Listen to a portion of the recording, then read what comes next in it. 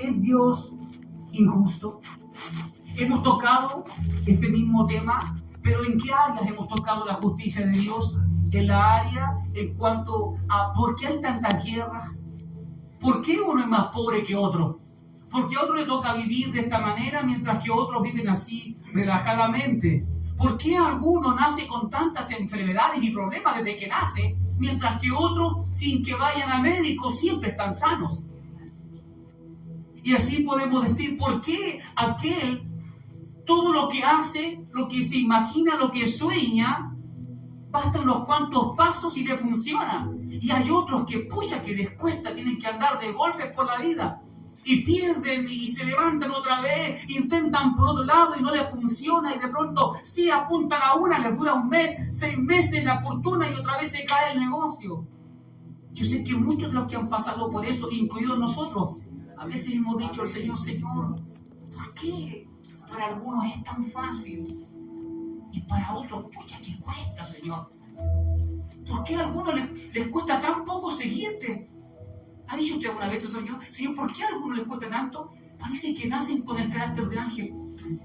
Oiga, hay hermanas que son, sí, amén, Dios les bendiga. Y en qué momento se enoja, uno la puede ver aproblemada, llena de situaciones. No, si el Señor va a responder, mi Dios es fiel. Y uno a veces está viviendo cosas mínimas y uno está, Señor, ¿por qué no me responde? Señor, ¿qué te pasa? ¿Qué hice? Y a veces llegamos a pensar, hasta en eso a veces sentimos como que Dios dio mayor porción a algunos que a otros. Y la palabra, ¿qué es lo que dice? Que cada uno debe administrar, ¿cierto?, la fe que tenemos, pero según y conforme nos haya sido dada. Y eso explica muchas cosas. Eso explica por qué otro, haciendo lo mismo que tú haces, le puede ir mejor. Y tú dices, ¿dónde está el secreto? ¿Será la mano? ¿Alguna vez alguna mujer aquí ha cocinado algo con la receta de otro y dice, lo hice igual, idéntico? ¿Y el qué tiene? No me subió. Y comienza a buscar ahí el culpable. Mi esposo lo miró mucho, seguramente lo miró cuando yo estaba ahí batiéndolo y miró y se cortó esta cosa.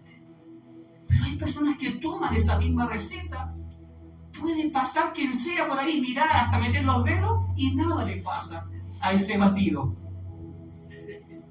Nuestra fe muchas veces funciona en esta condición, en la condición de que te fue dada una cantidad para que trabajes en ello, pero no para que cuestiones a Dios, porque Dios es perfecto o imperfecto. Es perfecto, o sea, así es perfecto. ¿Por qué nosotros muchas veces decimos, ¿por qué todo a mí? ¿Por qué todo mal a mí? Hablamos de enfermedad, me saqué el kilo. Hablamos de economía, pucha, que me cuesta encontrar una pega buena. Hablamos de proyectos, nada me resulta. Donde golpeo, está cerrado. A veces decimos, mi vida de matrimonio, pucha, que ha sido difícil mi vida, pero miro al hermano y parece que los dos son como siempre unos tortolitos. ¿Será que a lo mejor sí pelean, pero en la casa conmigo? Y aquí se hacen los santulones. Y nos pasamos muchos rollos acerca de esto. Y Dios dice, no, es que yo con cada uno trato de manera particular e independiente. Y por eso algunos, mira, yo te puedo asegurar que hay algunos a los que les va a costar toda la vida, hasta que Cristo venga, mantenerse en el camino. Sí, aunque te diga, pero es que a lo mejor la persona está bajo una maldición y el pecado que tiene, seguramente el pecado. No, si esto es una porción de fe que Dios te dio, no puedes ir en contra de esa voluntad. Y allí es cuando nace esta palabra, ¿es Dios justo en realidad? ¿Has pensado por qué tú estás aquí? ¿Por qué Dios te cogió a ti? ¿Has pensado eso? ¿Por qué Dios te cogió? ¿Eres bonito? ¿Eres muy encachado? ¿Eres la tremenda mujer? ¿Eres muy santo? Ni siquiera que está con el pensamiento y que por eso yo he logrado hacerme esta pregunta. Señor, ¿por qué me llamaste a mí? Pero cuando, no sé si ustedes pueden mirar para atrás, cuando yo miro para atrás digo, no calificaba, de verdad que no. Y yo me imagino que ustedes tampoco, a menos que por aquí haya algún querubín, algún serafín, O sea, que me diga, yo sí, siempre califiqué. Pero no es por la conducta, no es por lo que hicimos, si en el pasado fuimos buenas personas, si venimos de buena familia, si caemos en grandes pecados en comparación con el otro. Se trata de que abiertamente todos fuimos destituidos. Sí. Para que nadie dijera, pero yo soy diferente. Tú serás un pecador, pero yo no. A mí, Dios cuando me llamó, yo ni siquiera conocía droga, alcohol, siempre he sido ordenadito, ordenadita, dice la mujer, en todas mis cosas. Siempre me guardé para mi hombre, nadie me tocó. Eso solo es algo que podría ser incluso un e-commerce, que tenga valores. Pero cuando se trata de salvación, eso solo lo puede escoger Dios. Solo Él. Amén. Vamos al libro de Romanos, por favor. En el capítulo 9, allí hay algunas preguntas que de seguro usted se hizo en algún momento y que la palabra nos muestra que también en el pasado alguien se las hizo. Y por favor, esté clamando para que el Señor me dé gran sabiduría, llegar el mensaje, ¿ya? Que sea claro, conciso, ¿ya? Sin tanto rodeo, directo al corazón, directo al alma de aquel que está sediento del Señor, hombre o mujer, niño o joven.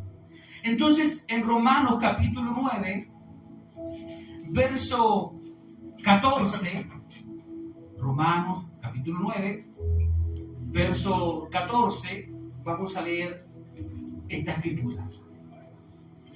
¿Qué pues diremos? ¿Acaso hay injusticia en Dios? Es una pregunta. ¿Qué pues diremos? Está hablando en plural. Seguramente la narrativa de Pablo es, hay algunos aquí que todavía no entienden cómo Dios obra. Y más de alguno estará pensando, ¿por qué a otros más y a otros menos? Más de alguien pudo guardar silencio frente a Pablo, pero por dentro, en sus pensamientos, de seguro sí, estaba pensando que Dios también es injusto. Entonces, ¿qué pues diremos? Es una pregunta y luego viene otra pregunta. ¿Acaso hay injusticia en Dios? Y él mismo responde, de ninguna manera. He aquí que a Moisés también dijo, tendré misericordia del que yo tenga misericordia. Algunas versiones dicen del que yo quiera tener misericordia. Y tendré compasión del que yo tenga compasión. Oiga, dígame si usted no lo ve bajo la escritura o bajo los lentes del Espíritu Santo. Si usted no lo viera así, usted diría, se ve como bien arrogante esta frase, ¿eh? Se ve casi como un dictador. Si lo vemos sin el Espíritu de Dios, como alguien afuera, usted le lee esto, va a decir, ¿viste? Ahí está clarito. O sea, él llega y como se cree, ¿cierto?, el super Dios, ¿ya? Viene y dice, yo tengo misericordia de quien yo quiera y de quien no quiera no tengo, y punto. Así es como se plantaría afuera. Es el Espíritu de Dios y los años que te puede llevar el Evangelio, el entendimiento, la vida que usted tiene de oración y de búsqueda del Señor, la que le puede ayudar a entender cuál es realmente el contexto. Si es un Dios dictador el que está diciendo esto, o si es un creador que antes de hacer todas las cosas ya tenía un plan. Hay un dilema en esto. Y el dilema es que hay quienes piensan que Dios se equivocó. ¿Alguna vez usted ha pensado que Dios se ha equivocado? ¿Sabe? Si usted me pregunta a mí como pastor, yo sí. Sí, yo he pensado que Dios se ha equivocado. Es que no puedo mentirle. No puedo decir, yo siempre pensé que Dios era perfecto. No, hubieron varias ocasiones en donde yo pensé, Dios se equivocó en esto. Dios, en esto como que aquí parece que falló. Porque esa es la verdad. Ahora, la palabra, el trato de Dios en mi vida me hizo darme cuenta que yo estaba equivocado, que Dios no se había equivocado. Pero si hablamos de lo pensó, por supuesto que sí, mi hermano, no les puedo mentir. Ahora, más de alguno en la iglesia ha pensado alguna vez, Dios es medio injusto a veces. Yo creo que si Dios fue el que escogió a quien salvaría, a quien le daría de su misericordia, de su compasión y a quien no, a mí me parece que es un Dios malo. Me parece que entonces Dios nunca tuvo un plan, pero la palabra dice que Él siempre tuvo un plan. Cuando usted se va al primer libro, Génesis, usted se encuentra con una palabra que habla de quién, de la simiente tuya, ¿cierto? Que vendría aquel que aplastaría la serpiente. ¿De quién estaba hablando? Siempre estuvo en el plan de Dios todo esto.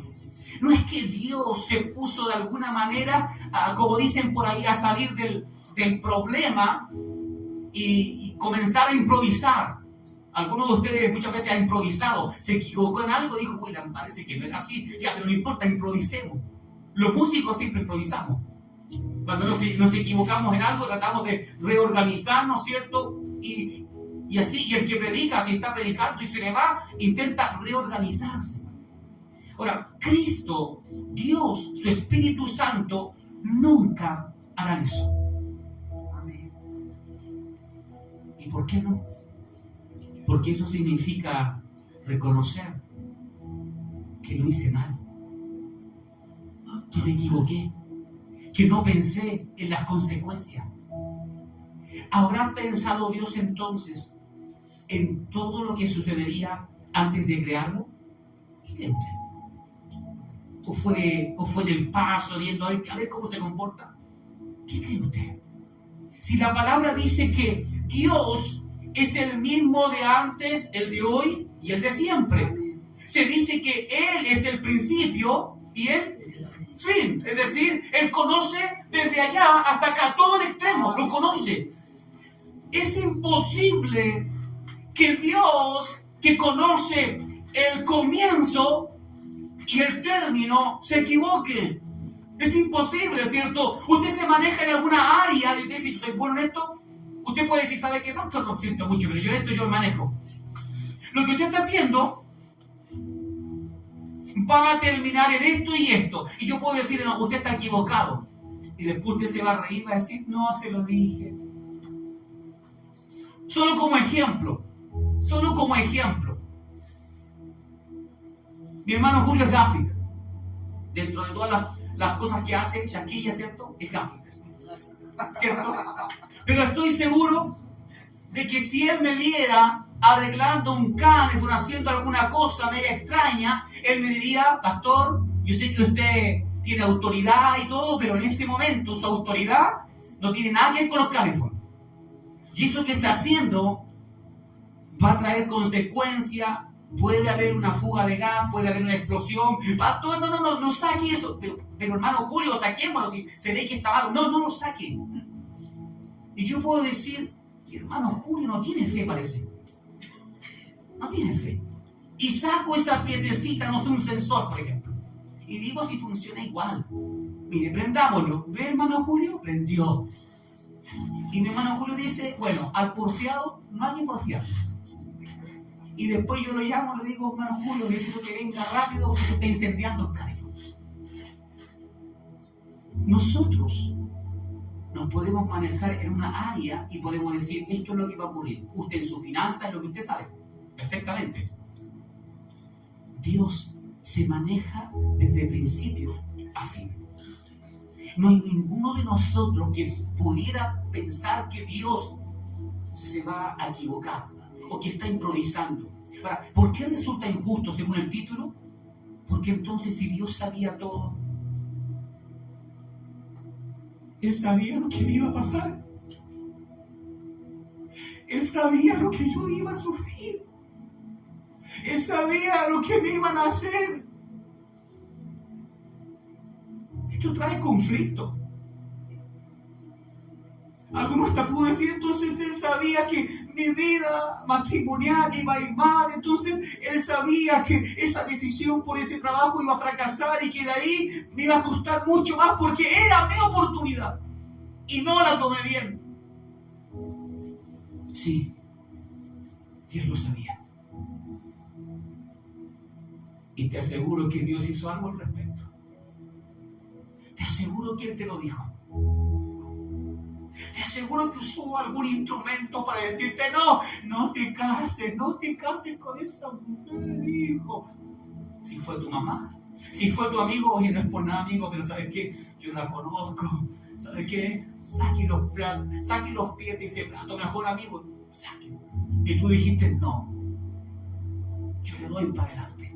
Y así, en todas las áreas en donde muchas veces podemos recordar que caímos, que fallamos. Pero te aseguro que si no fue un amigo, fue el mismo Espíritu de Dios hablándote hacia dónde vas. ¿Qué estás haciendo? No sigas con esto. Entonces, ¿es Dios justo? Por supuesto que sí. Porque aun cuando Él ve todo, siempre enviará un mensaje. Ahora, si se encuentra con un terco, como cualquiera de nosotros, probablemente el mismo terco después lo llame a él injusto. ¿Por qué permitiste eso? Romanos 9:14 está mostrándonos entonces a manera de pregunta si es realmente Dios injusto. Entonces, si Él es quien escoge de quién tener misericordia, y usted mismo hoy puede decir, yo creo que Dios tuvo misericordia de mí. ¿Alguien aquí piensa que Dios ha tenido misericordia de usted? Porque yo sí creo que Dios ha tenido misericordia, que ha tenido compasión. Pero te puedo, aunque no se puede apostar, te puedo apostar de que más de alguien dirá, ¿y por qué a ella? ¿Y por qué Dios a él? ¿Que acaso será mejor que yo? Y pensar que tú vas a ir igual al fracaso, tal y como yo, puede decirlo. Sin embargo, tú ves que Dios te lleva en su mano. Y no conoces realmente por qué Dios hace esto. ¿Por qué se comporta de esa manera? Ahora, si todos somos pecadores y aún así fuimos tomados por su misericordia, en su gracia, ¿será que entonces mi pecado no importó? ¿Será entonces que Dios dijo, pecadorcito, pero no importa, voy a mirar para acá mientras tú pasas? No. Cuando nosotros logramos dimensionar hasta qué punto la misericordia y la gracia de Dios nos tocó, nos alcanzó, también tenemos que ser capaces de ver la magnitud de nuestro pecado.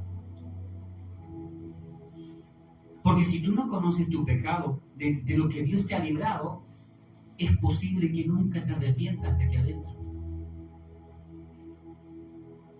Dios no pasó por alto nuestro pecado, Dios no miró hacia un lado para bajar el perfil de mi pecado. Lo que hizo Dios fue condenar ¿a quién? A Jesús. ¿Sabía usted que Jesús fue condenado? El Padre, dice la Biblia, no lo digo yo, todo el peso de su ira cayó sobre él. ¿La ira de quién? De Dios. Y estaba, ¿cierto?, apretando, presionando a un justo que había tomado su pecado y el mío. ¿Por qué? Porque Dios, a cambio de esa misericordia, gracia, libertad, necesitaba que alguien se pusiera y tomara el lugar mío. Porque lo primero que diría Satanás, ¿qué diría Satanás? Es injusto.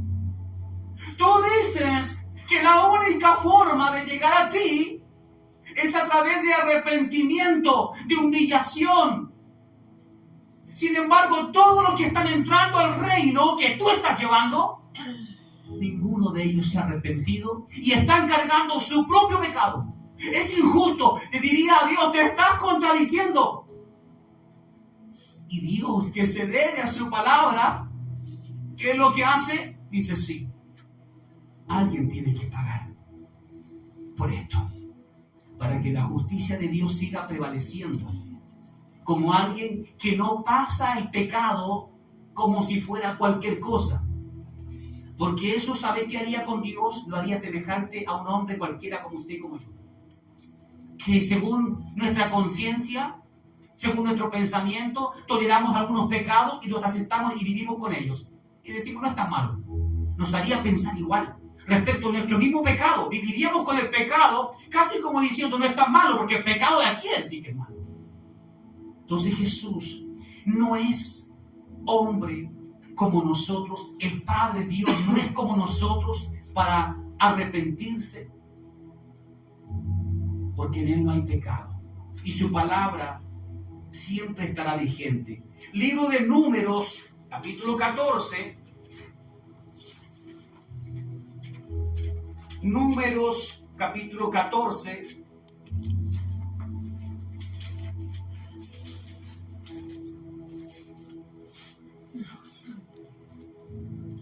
En el verso 18 dice así. Voy a leer el contexto desde el 17 para que se entienda. Pero ahora sea enaltecido tu poder, oh Yahweh, oh Dios, tal como has declarado al decir que tú, oh Yahweh, eres paciente. Y grande es tu misericordia. Tú perdonas la iniquidad y el pecado, pero no tienes por inocente, ¿a quién? Al culpable. Si usted se da cuenta, las bondades de esta palabra al comienzo, es grato escucharlo.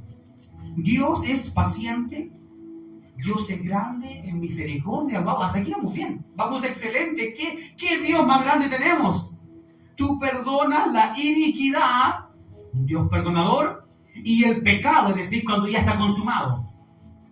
Pero tú, y aquí viene el pero, siempre que hay un pero, usted sabe que hay alguna dificultad, ¿cierto? Usted va a ganar 1 millón de pesos, 2 millones, pero cuando el jefe dice pero, usted dice ya, yo sabía que había algo. Todavía no alcanza a mencionarlo y usted dice ya, debe ser quizá, no sé, pero tienes que venir tal día, pero tienes que trabajar en feriado, pero tienes que hacer tal cosa, o ir a tal lugar y te das cuenta que al final te contrataron para estar en un lugar y tienes que recorrer toda la zona. Pero no te lo decían en el comienzo. Te dijeron vas a ganar tanto. Y así lo llevamos a cada área y en lo que trabajamos. Cuando alguien dice pero, usted dice al tiro, ya, a ver, ya me va a decir, algo me va a decir. Algo me va a decir. Bueno, este pero que está acá, en el verso 18 dice, pero no tienes por inocente, Dios, no tiene por inocente al culpable. Tú castigas las culpas de los padres sobre los hijos.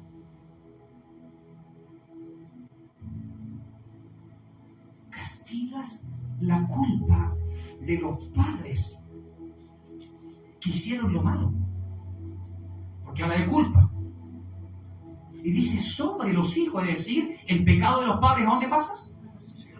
Pasa a los hijos. Sobre, dice sobre. No dice por el lado, no dice mis hijos quedan nulos, quedan fuera, no.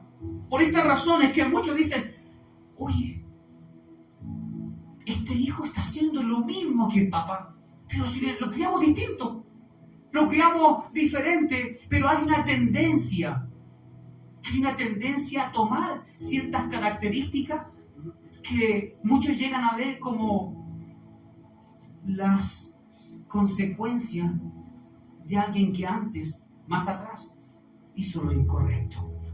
¿Tienes un padre que hizo lo incorrecto? Yo creo que sí, todos. De hecho, si usted le pregunta a mis hijos, van a decir lo mismo. Sí, por supuesto que sí. Mi papá es pastor, pero también tiene algunas cositas que él hizo o que dijo o que no nos gustó. Todos van a decir algo, si somos honestos. Pero él dice en este pero que esto pasa sobre los hijos y sobre los hijos de los hijos. ¿Hasta cuándo? Hasta la tercera y cuarta generación. Oiga, si no estuviera en la Biblia, en la palabra, yo estaría diciendo, Señor, no. Yo no creo eso. Pero como está aquí, sí lo creo. Ahora, ¿cuál es la buena noticia? La buena noticia es que si tomamos a Cristo, pero lo tomamos bien, nosotros podemos ir y comenzar a romper aquellas maldiciones o las consecuencias del pasado que me sigue. Por eso lo pone como un pero dice, pero. Lo que dice Números es, si en el pasado, ¿cuál fue nuestro primer padre en el pasado? Adán. Desde ahí parte todo, ¿cierto?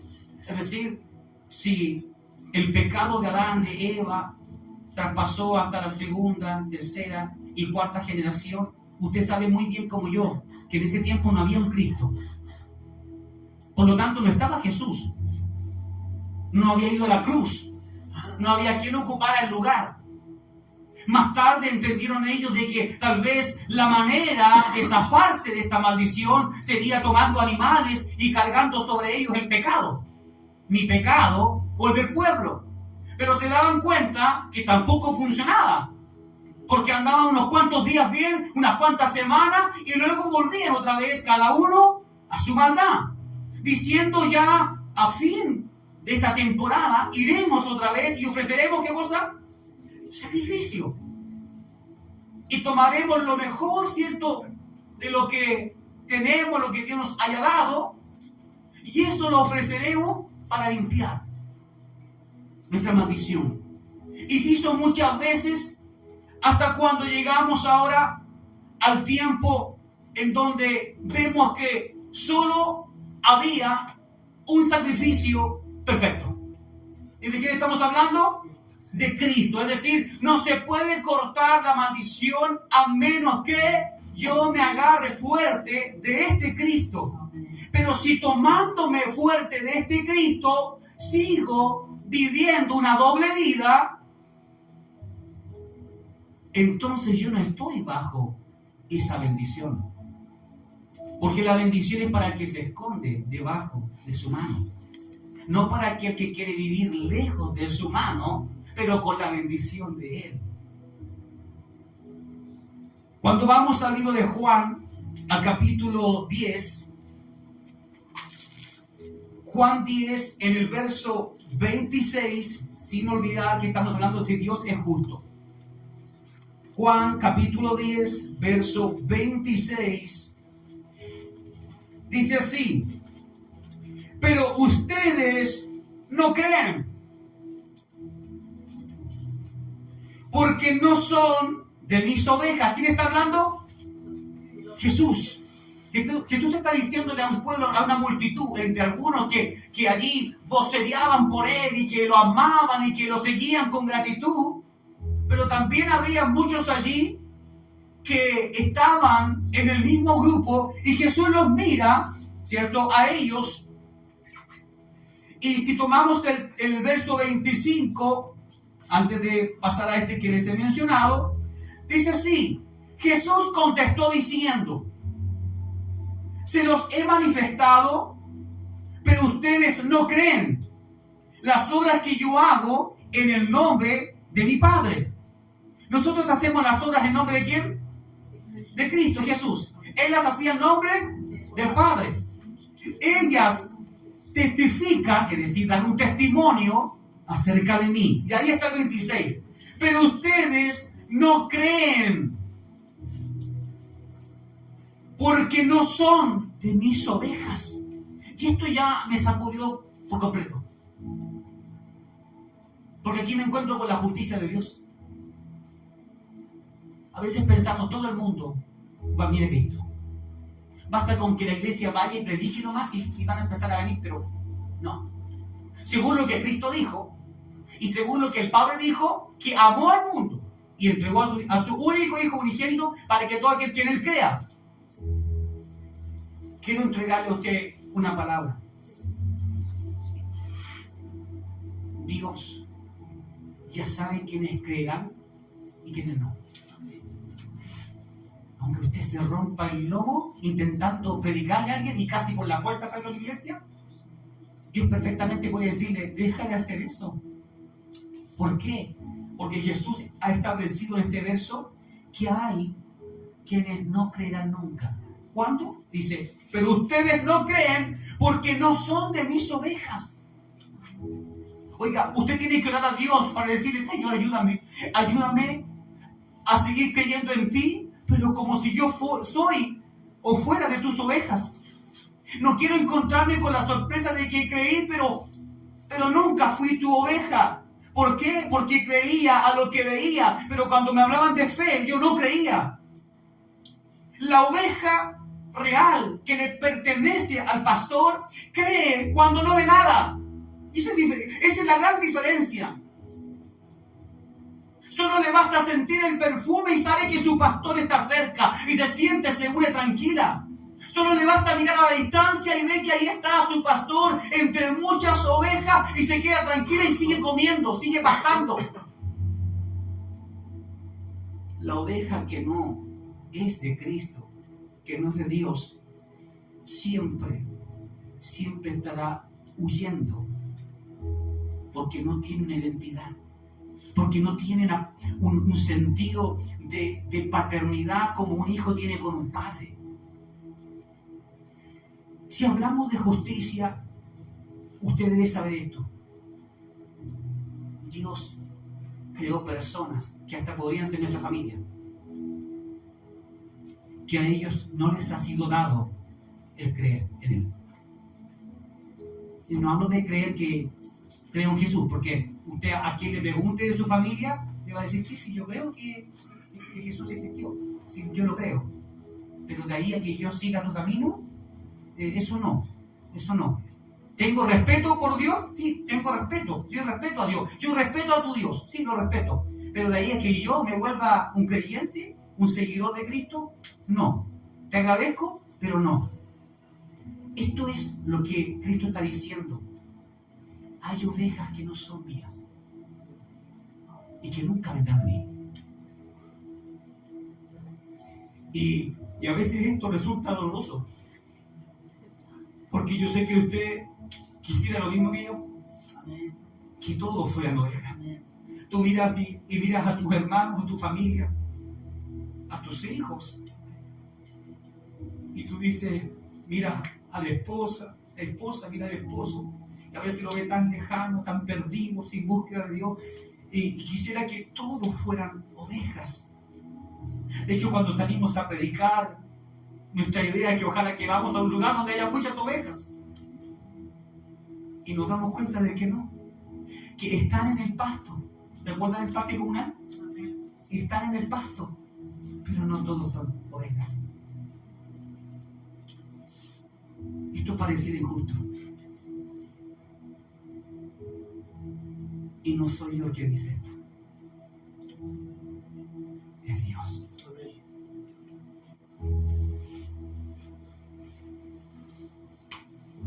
Como les he dicho, hay una diferencia, dice. Mis ovejas escuchan mi voz, es decir, ellas están siempre atentas a mi palabra. Eso es, escúchame, están atentas. Va más allá de si escuché lo que dijo el pastor, si escuché lo que dijo el predicador. No. En este sentido, escuchan mi voz. Está diciendo Cristo, ellas entienden lo que les digo. Escuchan, de entender, de entendimiento. Y dice, y yo las conozco a ellas. Es decir, hay dos claves.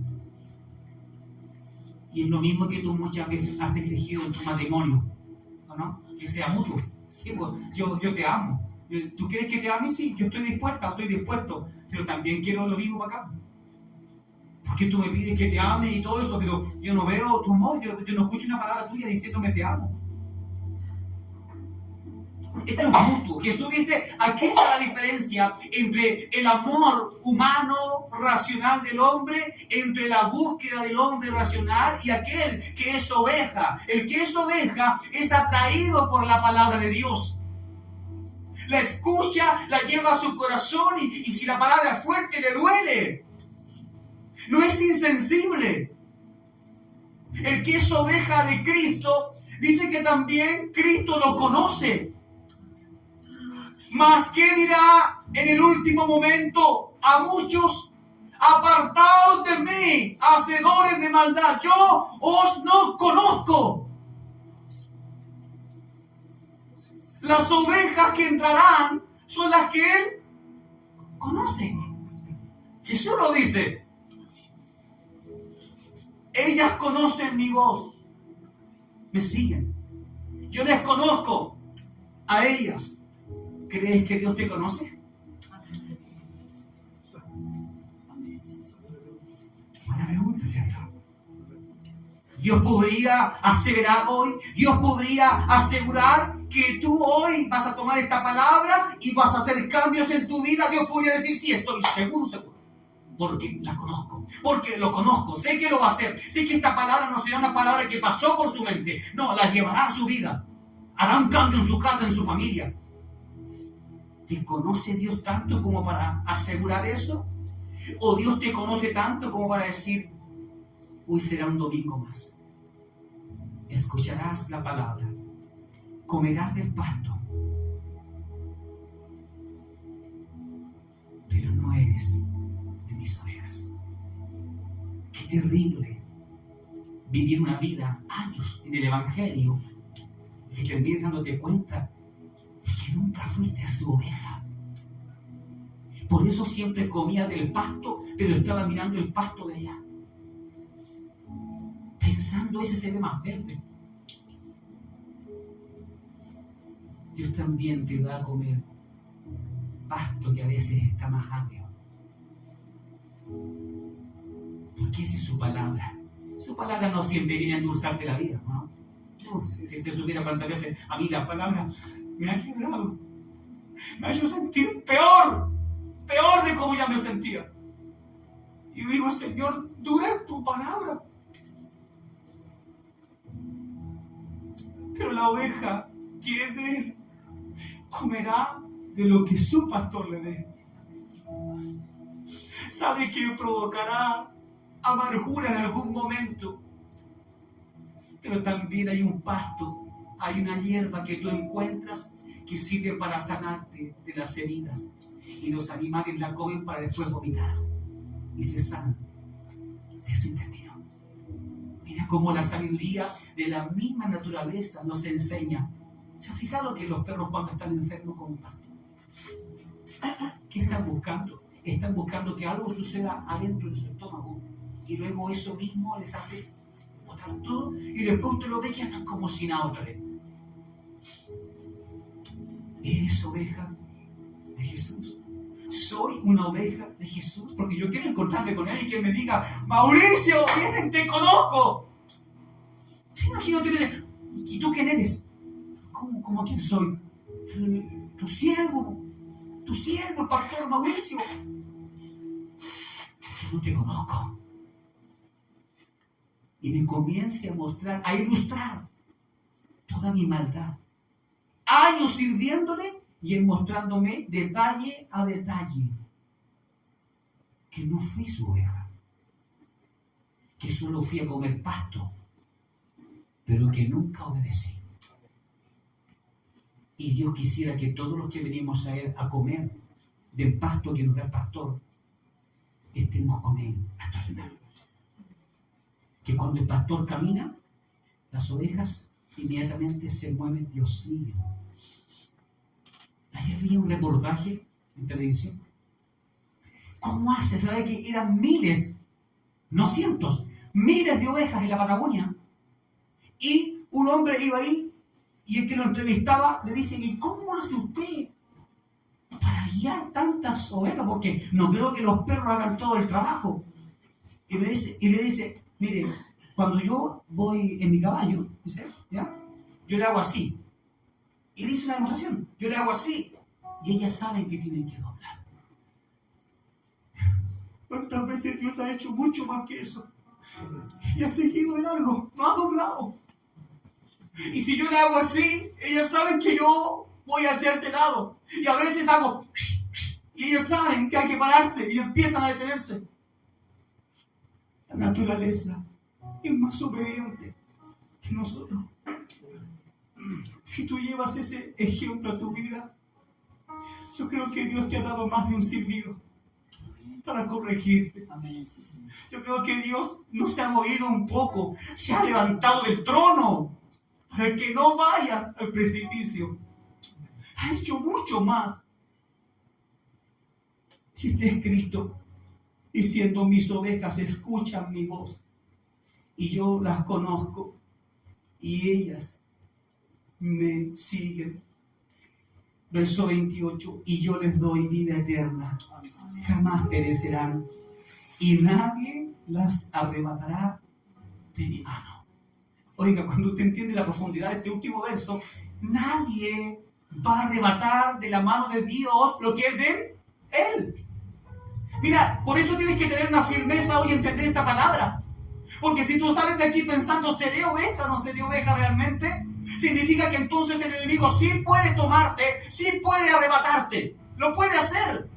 ¿Por qué? Porque tu dueño no es suficientemente poderoso para protegerte. Mas cuando eres oveja de Dios, no importa si se levanta un demonio, un principado, un ángel de jerarquía caído del cielo, porque no puede arrebatarte de su mano. Porque según la palabra dice, el que es oveja de Él, nadie lo arrebata de mi mano.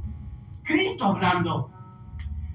Con esto entendemos algo. ¿Podrá alguien tener el poder para robarte la salvación? No.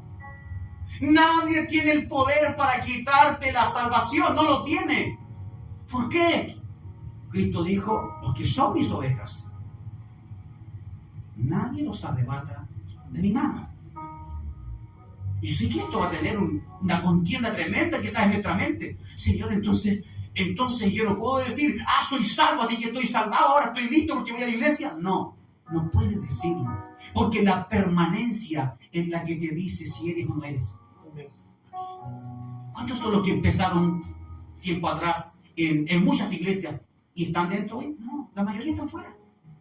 Pero seguramente, si alguien les hubiese predicado, tú nunca te vas a alejar de Dios porque tú eres oveja de Dios, hubiesen dicho, amén, sí, así va a ser.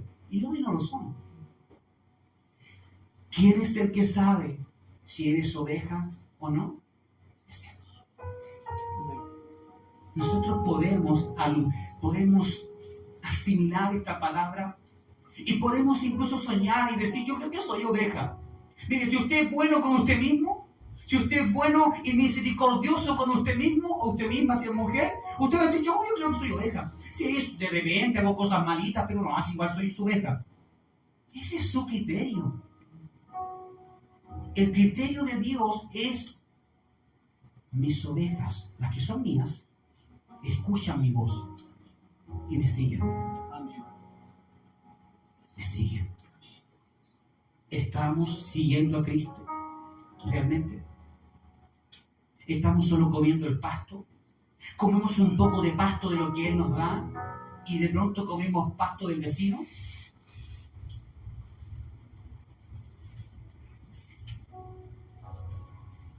Verso 29. Porque mi Padre que me las ha dado es mayor que todos y nadie las puede arrebatar de la mano de mi Padre. Mira lo que está diciendo Cristo.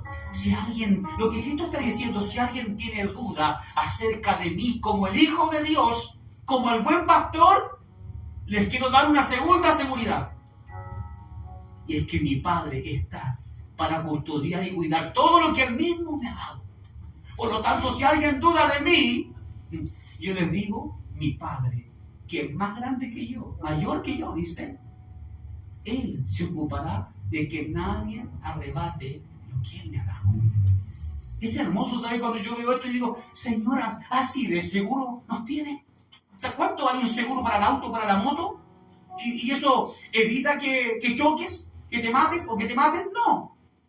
Pero estos dos seguros, Cristo, y luego dice, y el Padre, que es mayor, dice. Es decir, hay un doble seguro que no te cuesta un peso. Y está ahí, dispuesto, disponible para ti, si quieres, obviamente, ser de su pertenencia. Es hermosa la palabra del Señor. ¿Alguien cree lo mismo que yo? Es hermoso. Y el verso 30 dice, yo y mi Padre somos uno. Es decir, entre los dos no hay diferencias. Veamos, iglesia, ni siquiera somos salvos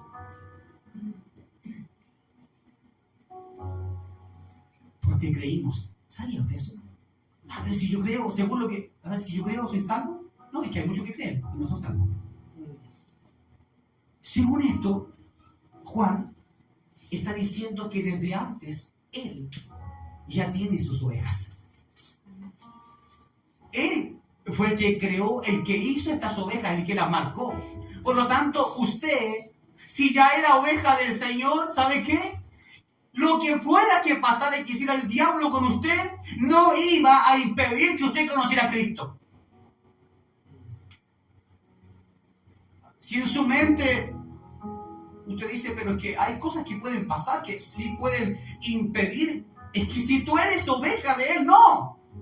Pero me van a pasar cosas, sí, te van a pasar cosas. Pero los que aman a Dios, todas las cosas les ayudan a bien. Y entonces el enemigo que vino para romperte, para hacerte pedazo, ahora se encuentra con que tú encontraste la identidad de oveja de Dios y saliste corriendo al pastor. Y el que dijo, yo no seré salvo, yo no soy importante, ahora está ahí resguardado como una ovejita que tiembla al lado de su pastor, buscando protección. Lo que estoy hablando es un misterio que tiene que ver con la eternidad. No sé si se dio cuenta. Algo que incluso podría chocar con lo que hemos pensado antes, nosotros mismos. Lo que hemos creído. Significa que si tú fuiste escogido oveja de Dios, hijo o hija de Dios, desde antes y Él te marcó, Él ya vio tu final. Él ya vio el mío. Y nada de lo que pase en esta tierra podrá impedir de que tú vayas a su presencia. Nada. Ahora, si alguien dice, a ver, yo tengo una objeción en eso, tendríamos que pensar entonces que Dios se equivocó. Que Dios escoge ovejas, pero después se da cuenta que en realidad no era oveja. No, entonces al infierno. Sí, al infierno. ¿Por qué? No, porque no era oveja. ¿Pero cómo? ¿Dijiste que era o que no era? Dios no se condice en sus palabras. Ahora, somos nosotros los que tenemos que hacer bien nuestro trabajo en cuanto a nuestra fe. Hacer lo que Él nos manda hacer. Cuando un creyente dice que Dios me perdone, ¿ha escuchado esta frase? Que Dios me perdone, pero esa viejita allá es bien pesada, tengo alta mala. Que Dios me perdone, pero este jefe que tengo, pucha que me cae mal. Que Dios me perdone, pero voy a sacar esta platita, el hombre tiene más plata, así que son 1.000 pesos. Que Dios me perdone, pero me voy a comer esta comida que no es mía. ¿Usted tiene arrepentimiento en eso? Hay una frase, que Dios me perdone, pero la señora tal por cual, y le chingada, que Dios me perdone. ¿Tú crees que Dios te perdona porque tú dices que Dios me perdone? Uno no hace estar tranquilo. Es algo normal, es de la carne. La naturaleza pecaminosa nuestra que intenta justificar. Que Dios me perdone, pero el vago de mi marido que tengo me gustaría que se fuera bien lejos. ¡Hey, mira cómo estás hablando! Y dices que Dios me perdone. ¿Crees que Dios te va a perdonar? No. Aunque digas que Dios... Pero si yo dije, pastor, yo cada vez que me equivoco y peco, yo digo que Dios me perdone. ¿Se imagina si andamos por la vida? Y usted sale un ataque de ira, le pega a alguien, no sé, hermano Julio, le pega a alguien y después dice que Dios me perdone. No funciona así. No funciona de esa manera. No es la naturaleza de Dios. Será perdonado si te arrepientes, si me humillo, si de verdad siento que lo que estoy haciendo está mal. Ahí seré perdonado. Pero no porque digo que Dios me perdone, si Él no está obligado a perdonarme. ¿Sabía usted que Dios no está obligado a perdonarme? No. ¿Qué dice la palabra? Que fue en su misericordia. Sí, en su misericordia. Dios no estará obligado diciendo, escucha, ¿qué voy a hacer? Tengo que perdonar. Como ya me pidió perdón, tengo que... No. Es misericordia la que Él usa para esto. Ese perdón será perdonado ¿en qué cosa? En la justicia de Dios. Por eso que a veces, incluso cuando lo hacemos bien, Señor, perdóname. Reconozco que he fallado, reconozco que pequé y aún así, Señor, ¿y por qué digo consecuencia? Dios dice, sí, te he perdonado, pero en mi justicia. Porque en tu justicia a ti te gustaría que te perdonara y que evitara todos esos dolores de cabeza que te mereces. Y Dios dice, no. Puedo ayudarte para que tu vida no vaya directo a desgracia, pero de que habrán secuelas, las habrá. ¿Por qué? Porque esa es la justicia de Dios. Y quisiéramos que este Dios siempre fuera el Dios bueno. Siempre el Dios bueno. Es que como Él me perdonó, ahora todas las puertas tienen que abrirse. Sí, todas. Si no se abren es porque entonces Dios no está perdonando como Él dice en su palabra. No, Dios no dice eso. Cuando Él dice que Él perdona y que de nuestros pecados ya ni se acuerda, no está diciendo que no habrá consecuencias. No, por supuesto que no. Lo que está diciendo es que yo no te voy a seguir refregando el pecado. Eso dice que es lo que hace otro. Otro, cuando tú te equivocas, dice, viste tú, y está todo el tiempo. Y puede pasar un año y todavía la mujer le está recordando el pecado. Y puede pasar 2 años y el hombre le está recordando lo que ella falló. Los padres a los hijos o los hijos a los padres le recuerdan y meten el dedo en la vida. Dios lo que está diciendo es, si tú ya lo hiciste correctamente, te arrepentiste, pediste perdón de tus pecados, y yo ya no me acuerdo, ya no voy a andar detrás tuyo. Pero sí tienes que asumir las consecuencias. ¿Cómo quieres que todos te reciban con las puertas abiertas si hiciste el tremendo pecado? No tuviste temor de Dios, ni tampoco del testimonio que tenías que dar. No protegiste a Cristo, no protegiste la iglesia. Entonces, los que te vieron, por supuesto que van a seguir todavía viviendo con esos lentes que aún ven tu pecado. Aunque tú digas, pero Dios me perdonó, por supuesto que Dios puede perdonarte. Pero el mundo afuera que está sin Dios no puede perdonarte. Por eso te sigue mirando con la misma mirada. Debería alegrarnos el hecho de que Dios nos perdone. Pero también deberíamos aceptar las consecuencias que acarreamos cuando lo hacemos mal. Y no molestarnos, no. Es más, si alguien te dice, ¿y tú ahora a la iglesia? ¿Y después de lo que hiciste? ¿Y tu pecado? Tú piensas que así de simple. Tú vas, te escondes en la iglesia un par de aleluya y todo, y ustedes quedan como si nada cristianos. Allí es cuando tú puedes hablar. ¿Qué pasa? Es que yo me he arrepentido desde aquí. Y he llorado por mi pecado, me ha dolido. Y si tengo que pedirte perdón a ti ahora, tú que me estás enfrentando, ¿sabes qué? Perdóname. Eso hará que el que vino a atacarte con una espada termine dejando la espada de lado y diciéndose a sí mismo, quizás yo soy injusto. ¿Cuánto pecado hay en mí mismo? Podrías hacer un cambio en esa persona para bien. ¿Para qué Dios creó personas que cambiarían para bien? Todos venimos del pecado. Fuimos concebidos ¿en qué cosa dice la palabra? En pecado. Fuimos concebidos en pecado. Sí. Ahora, pero ¿por qué Dios ha creado personas que un día cambiarían para bien y otros que no cambiarían nunca? Volvemos otra vez a la justicia de Dios. ¿Por qué un Dios justo hace eso? Ahí mismo en Romanos capítulo 9, verso 21, dice esto, a manera de pregunta: ¿o no tiene el alfarero autoridad sobre su barro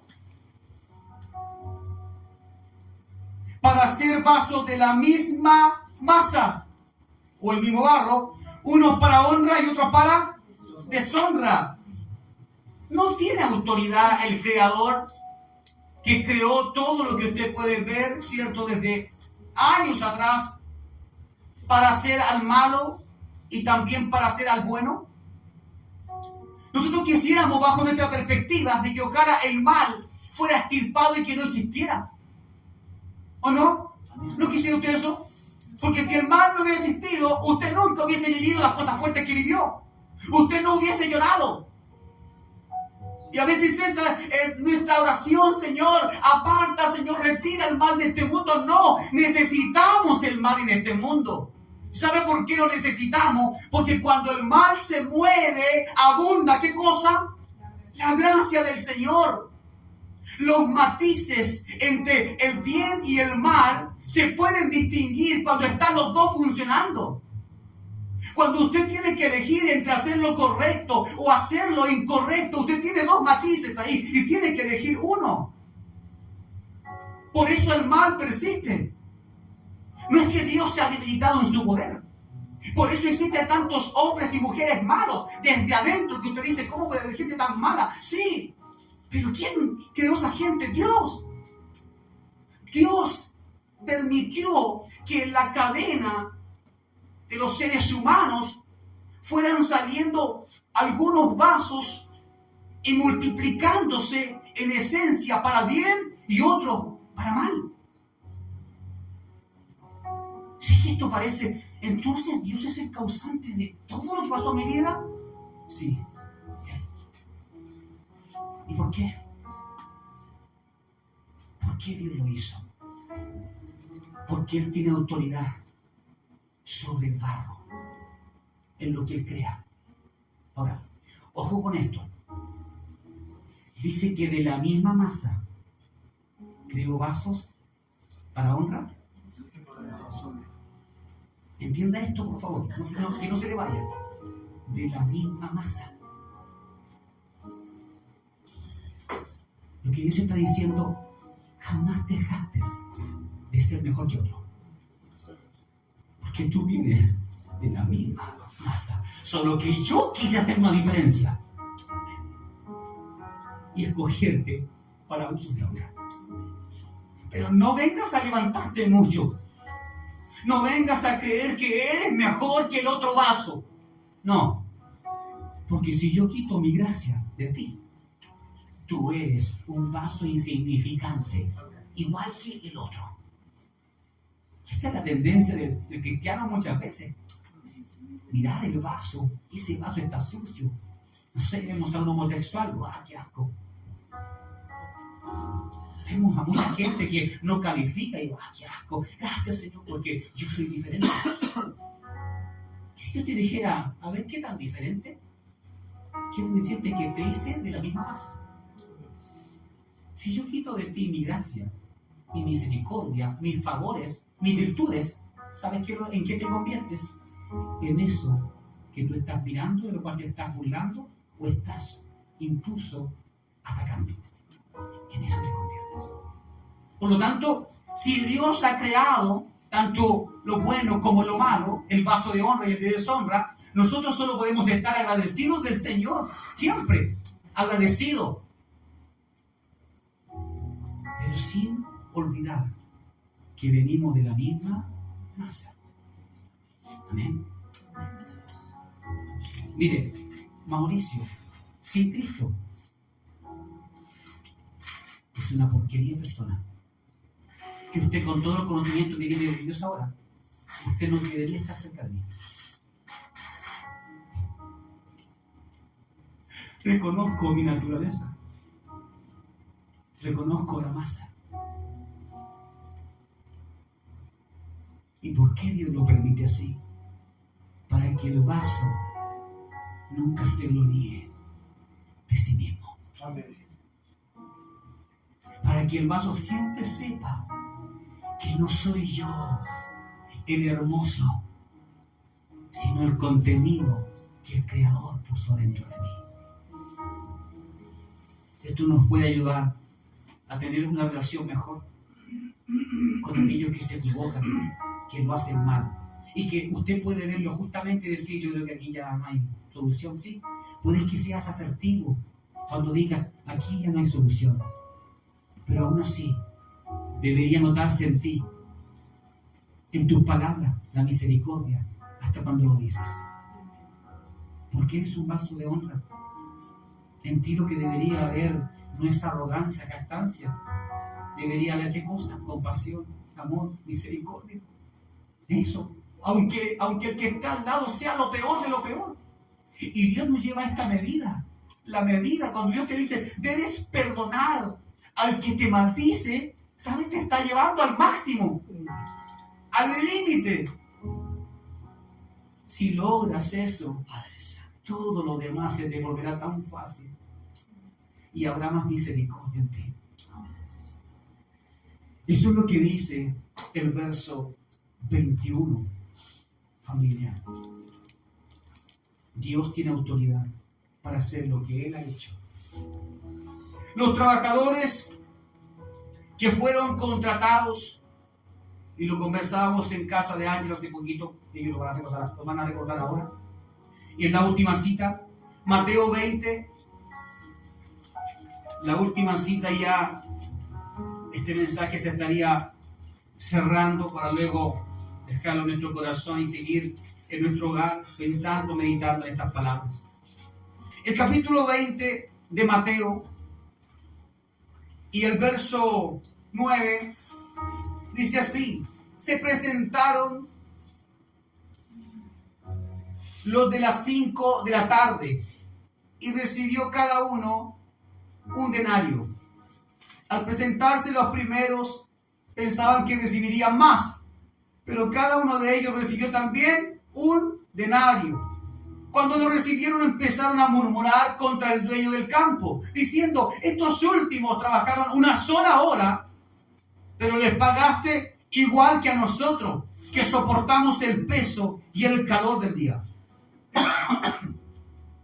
Pero él, contestándoles a uno de ellos, dijo: amigo mío, no cometo contigo ninguna injusticia.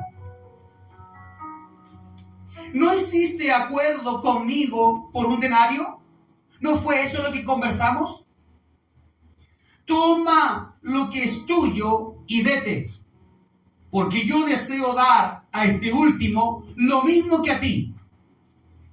¿O no me permitirás hacer con lo mío lo que yo quiera? ¿O tienes envidia porque yo soy bueno? Mis amados hermanos, la injusticia en un hombre y una mujer que todavía no camina en el Espíritu podría verse justamente en este episodio. ¿Alguno de ustedes pensaría que es injusto? Mis hermanos, hoy traje una bolsa con virtudes que Dios me ha entregado y que yo debo regalarle a la iglesia. Es un ejemplo. Y los que llegaron en primer lugar acá, que a las 10 o antes de las 10 estaban aquí, podrían tomar esta opción. Es decir, si nosotros llegamos primero, eso significa que estamos seguros con ese regalo. Está asegurado. ¿Y es verdad? Por supuesto que sí, está asegurado. Pero cuando vemos llegar a otros que llegan después, y es un ejemplo que se entiende, el que llegó antes podría pensar: entonces esos no van a recibir, o si reciben, van a recibir menos. Porque nuestra mente es así. La naturaleza de nosotros es así. Siempre está buscando que lo mío vale más. Lo que yo hago sí es más importante. Lo que hace el otro no es tanto. Yo soy el primero, merezco más. Dios está diciendo: no me llames injusto. En este verso, no me llames injusto. Porque si yo soy el dueño, el dador de la vida, de la misericordia, si yo he dado un denario a ti, ¿en eso quedamos de acuerdo? Sí, en eso quedamos de acuerdo. Esta bolsa, mira, aquí está, esta bolsa es para ti. Tal y como acordamos. Ya, pero ¿y cuánto le vas a dar a los que llegaron después? Quiero darle también una bolsa a cada uno. ¡No! ¡Es injusto! Es injusto porque yo llegué primero. Deberían haberle dado menos a ellos. No la bolsa entera, menos. Sácale cositas de ahí.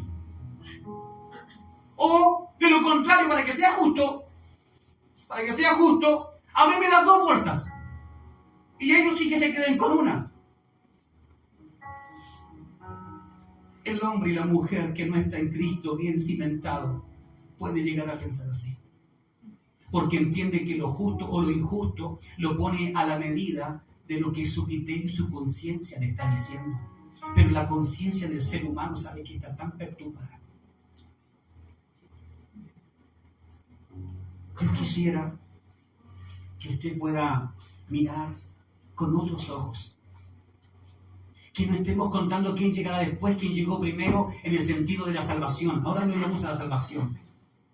Algunos podrían decir: yo llevo 10 años en el Evangelio y no encuentro tan justo que venga otro 2 días antes, viene Cristo y se va con Cristo. Y aquí va al lado mío.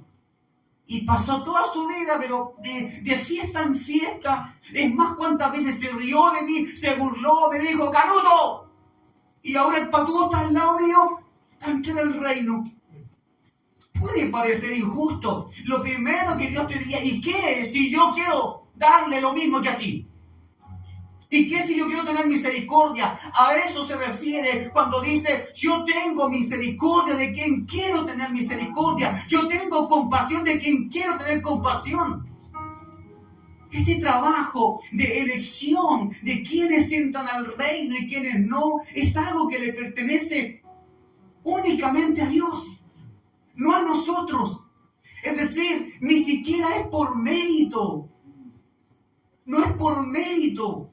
Cuidado cuando apuntamos a alguien, cuando descalificamos a alguien, porque aunque tú tengas toda la razón, no tienes derecho a levantar un juicio, incluso sobre un pecador, incluso sobre el peor de los pecadores. No tienes derecho. Alguno puede que esto sea más concebible y lo puede entender. Yo podría entender de que aquel hombre que golpeó y que hizo aquello y que robó y que dañó, ya el Señor me enseña a perdonar y le perdono. Pero por Dios que cuesta perdonar cuando eres tú quien recibiste las ofensas. Y Dios dice, yo no voy a cambiar mi palabra solo porque tú eres quien ha recibido las ofensas.